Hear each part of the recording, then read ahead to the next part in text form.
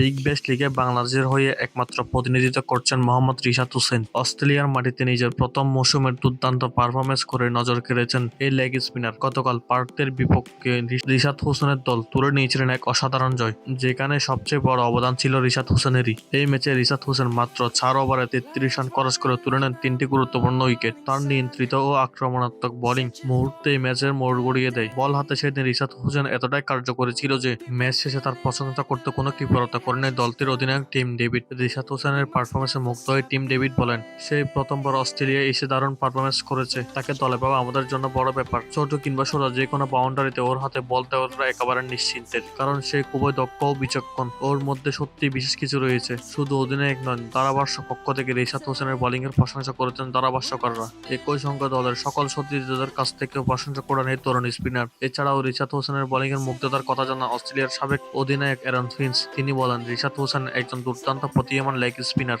সে বলকে দারুণভাবে টান করাতে পারে।